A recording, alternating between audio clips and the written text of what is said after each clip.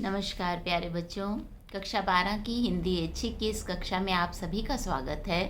बेटे, आज हम एमसीक्यू की श्रृंखला में पाठ 2 सुमिरनी के मन के इस पाठ के जो 3 लघु निबंध हैं उनके एमसीक्यूज आपसे डिस्कस करेंगे। तो इसमें सबसे पहला पाठ है बालक बच गया।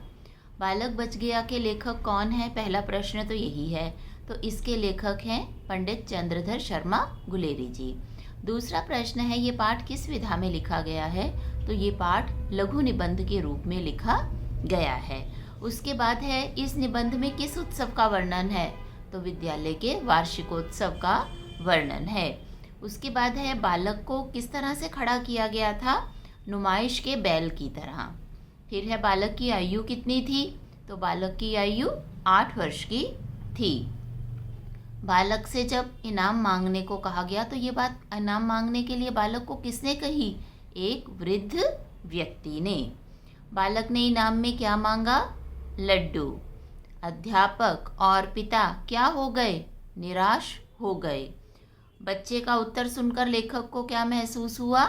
बहुत ही प्रसन्नता महसूस हुई। तो इस तरह से बच्चों एक एक प्रश्न का एक एक नंबर का वहाँ पर आपको प्रश्न आएगा। 4 उत्तर दिए होंगे और उसमें से सही उत्तर को आपको टिक करना होगा। उदाहरण के लिए, बालक ने इनाम में क्या मांगा? अब वहाँ पर पुस्तक, लड्डू, घड़ी, किताब, कुछ भी 4 आपको ऑप्शन दे दिए जाएंगे। तो आपको पता होना चाहिए कि बालक ने इनाम में लड्डू मांगा। अब इसी तरह से दूसरा इसमें लघु निबंध है घड़ी के पुर्जे। यहाँ भी आपको पहला प्रश्न पूछा जा सकता है कि पाठ के लेखक कौन है। दूसरा, यह निबंध किस विधा में लिखा गया है, या ये जो घड़ी के पुर्जे पाठ है किस विधा में है। अब वहाँ लघु निबंध, नाटक, उपन्यास, कहानी, 4 ऑप्शन आपको मिल सकते हैं। तो आपको पता होना चाहिए कि ये लघु निबंध है। तो आप तुरंत लघु निबंध के ऊपर टिक कर देंगे। फिर है, घड़ी की पुर्जों की जानकारी रखने वाले को क्या कहते हैं?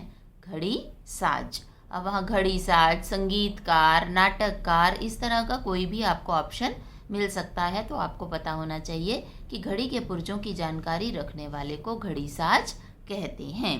फिर है, घड़ी के माध्यम से लेखक ने किस पर कटाक्ष किया है? घड़ी के माध्यम से उसने किस पर कटाक्ष किया है बच्चों? हमारी धार्मिक मान्यताओं पर या धर्म पर कटाक्ष किया है। परदादा की घड़ी से क्या तात्पर्य है? बीती हुई बातों को या अंधविश्वासों को गले लगाए रखना, परदादा की घड़ी का ये तात्पर्य है। इसी में तीसरा लघु निबंध है ढेले चुन लो। तो पहले 2 प्रश्न आपसे ये पूछे जा सकते हैं, इसके लेखक कौन है? तो लेखक हैं पंडित चंद्रधर शर्मा गुलेरी।